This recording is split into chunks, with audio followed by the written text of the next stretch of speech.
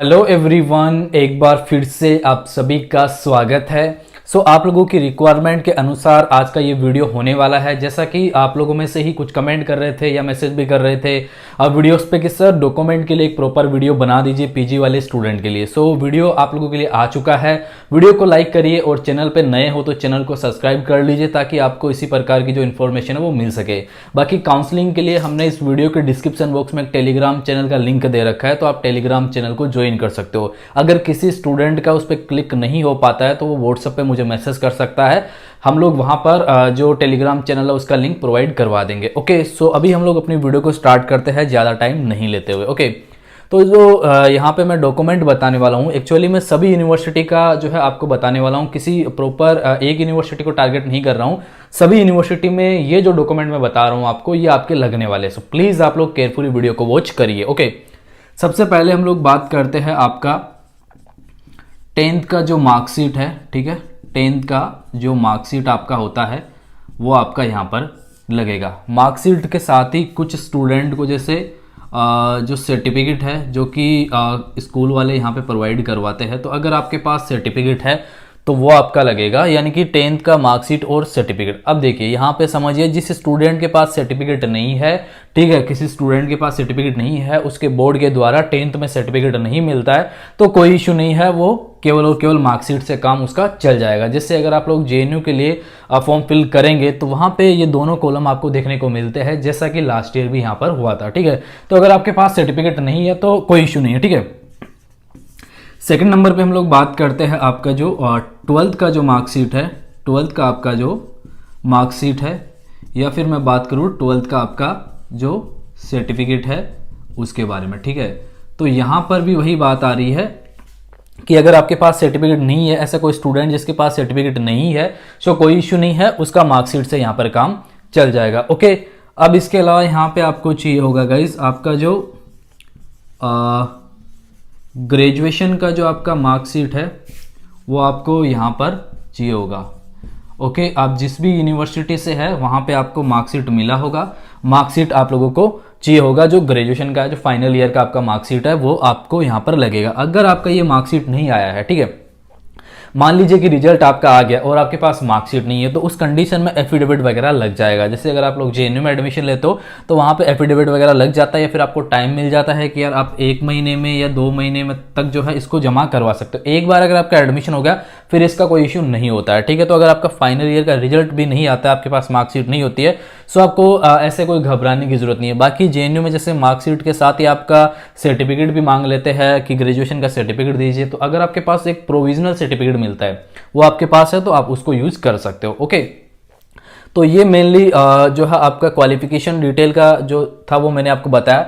इसके साथ ही फिर आप यहाँ पे 4 नंबर पे हम लोग अदर जो सर्टिफिकेट है उनकी बात करते हैं। ठीक है, तो सबसे पहले हम लोग बात करते हैं आपका जो कास्ट सर्टिफिकेट है उसके बारे में। ठीक है, तो कास्ट सर्टिफिकेट यहाँ पे किस किस का लगेगा, इसको हम लोग कैटेगरी सर्टिफिकेट भी वैसे बोल सकते हैं, इसको आप लोग कैटेगरी सर्टिफिकेट भी बोल सकते हो। ठीक है, अब कैटेगरी में जैसे कौन कौन से आते हैं, SC, ST, OBC, OBC NCL. OBC वाले स्टूडेंट प्लीज खासकर ध्यान दीजिएगा, आपका अगर आप ओबीसी में हो तो आपका ओबीसी एनसीएल बनता है, तो प्लीज आप इसको थोड़ा अच्छे से बना लीजिएगा। ये सेंट्रल लेवल का बनता है, ओबीसी एनसीएल जिसको बोलते हैं, ये बना लेना। बाकी वो स्टूडेंट जिनका पीडब्ल्यूडी कैटेगरी है, या फिर मैं बात करूँ जो ईडब्ल्यूएस में आते हैं, ठीक है, तो ये सारी कैटेगरी है, तो इनके सर्टिफिकेट आप लोगों के पास यहाँ पर होने चाहिए। ओके, एंड इसके अलावा यहाँ पे नंबर 5 पे हम लोग बात करते हैं गाइज, आपका जो इनकम सर्टिफिकेट है वो आप लोगों को उस समय चाहिए होगा। इनकम सर्टिफिकेट क्यों चाहिए होता है एक्चुअली वो भी मैं आपको बता देता हूँ थोड़ा सा,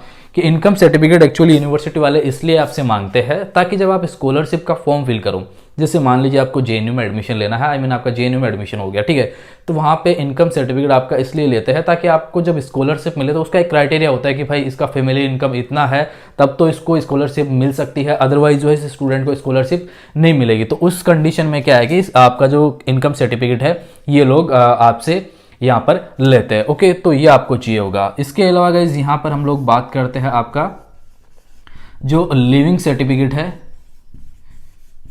लिविंग सर्टिफिकेट आपको उस समय चाहिए होगा। ओके, इसको हम लोग ट्रांसफर सर्टिफिकेट भी बोलते हैं, टीसी जिसको शॉर्ट में बोलते हैं, ये भी आप इसको बोल सकते हो। ये आपको मिलेगा कहाँ से, आपका जो आपका जो कॉलेज है वहाँ से आपको इजीली मिल जाएगा, आपको कोई इश्यू नहीं होगा। अगर आपको लिविंग सर्टिफिकेट मिल रहा है, ऐसे जैसे कुछ यूनिवर्सिटी वाले क्या करते हैं, दोनों चीज़ें एक में ही मेंशन कर देते हैं, जैसे लिविंग सर्टिफिकेट हो गया फिर टीसी हो गया, तो ऐसे करके साथ में ही देते हैं, तो दोनों जगह चल जाएगा। अगर वहाँ पे बोलते हैं कि आप लिविंग सर्टिफिकेट अलग अपलोड करिए और ट्रांसफर सर्टिफिकेट अलग अपलोड करिए ना, तो उस कंडीशन में आप कर सकते हो, अगर एक ही जगह आपका यहाँ पर लिखा हुआ है तो, ठीक है।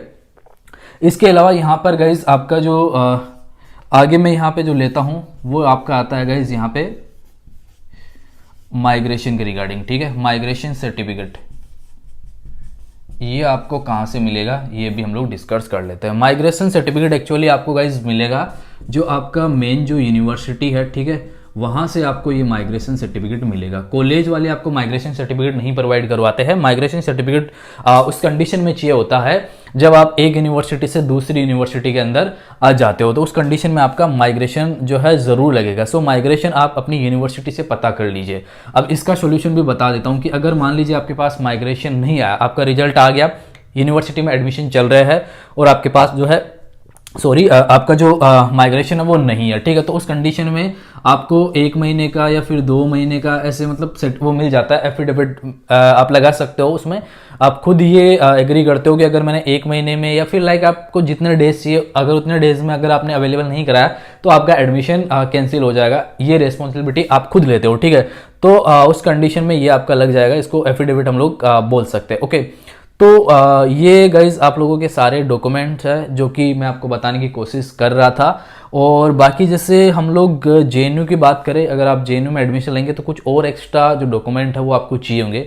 सो मैं ट्राई करूंगा कि जेएनयू के लिए आप लोगों के लिए एक और अलग से जो वीडियो है वो क्रिएट करके मैं आपको बना के क्रिएट करके बता सकूँ, ठीक है। सो इसके लिए आप लोग जो है चैनल पे बने रहिएगा इस। ओके, इसके अलावा भी एक और यहाँ पे जो सर्टिफिकेट है, आई थिंक वो बच गया आपका, मैं आपको बताना भूल रहा था। ओके, तो वो आपका यहाँ पे गाइज हो जाता है जो आपका कैरेक्टर सर्टिफिकेट है, ठीक है। कैरेक्टर जो सर्टिफिकेट है वो आप लोगों के पास होना चाहिए। अब कैरेक्टर सर्टिफिकेट का भी आपको मैं सोल्यूशन बता देता हूँ। अगर आपको नहीं पता कि ये कहाँ से मिलेगा, तो आपका जो लास्ट यूनिवर्सिटी है, लास्ट जो कॉलेज है जहाँ से आपने ग्रेजुएशन करी है, वहाँ से आपको इजीली मिल जाएगा। और वो स्टूडेंट जिनका गैप ईयर है, ठीक है, वो यहाँ पर क्या कर सकते हैं, तो वो कहीं और से इसको जो है बना सकते हैं। कैरेक्टर सर्टिफिकेट एक्चुअली इसलिए बनाया जाता है, इसलिए आपसे मांगा जाता है ताकि जब आप यूनिवर्सिटी में आ रहे हो तो आपका जो नेचर हो कैसा है, आप यूनिवर्सिटी को यहाँ पे कुछ नुकसान तो नहीं पहुंचाओगे, कैसे स्टूडेंट हो, आपका कैरेक्टर कैसा है, इसलिए ये कैरेक्टर सर्टिफिकेट यहाँ पर आपसे मांगा जाता है, ठीक है। तो गाइज ये सारे डॉक्यूमेंट थे जो कि आप सभी को मुझे बताने थे। तो आपका अभी आंसर शीट भी नहीं आया है, ठीक है, रिजल्ट आना बाकी है, स्कोर कार्ड आएगा और उसके बाद अलग अलग यूनिवर्सिटी में आपकी काउंसलिंग चलेगी। तो उसका जितना भी प्रोसेस है वो हम लोग आपको हमारे वीडियोस के माध्यम से समझाने वाले हैं। बाकी अगर आपको कोई दिक्कत हो, आप टेलीग्राम चैनल ज्वाइन करिए, वीडियो के डिस्क्रिप्शन बॉक्स में हमारे नंबर दिए हुए हैं, व्हाट्सएप पे आप हमें मैसेज कर सकते हो। हम लोगों के द्वारा जितना हेल्प आप लोगों की जा सकती है उतनी हम कोशिश यहाँ पे करते हैं। लगातार आप लोग देख रहे होंगे हम लोग आपके लिए वीडियो पे वीडियो डाल रहे हैं क्योंकि आप लोगों को उनकी ज़रूरत है। सो गाइज इस वीडियो में तो खैर इतना ही। बाकी अगर कोई भी दिक्कत हो तो मैंने आपको बताया, आप हमसे कॉन्टैक्ट कर सकते हो। ओके, सो वीडियो देखने के लिए आप सभी का शुक्रिया।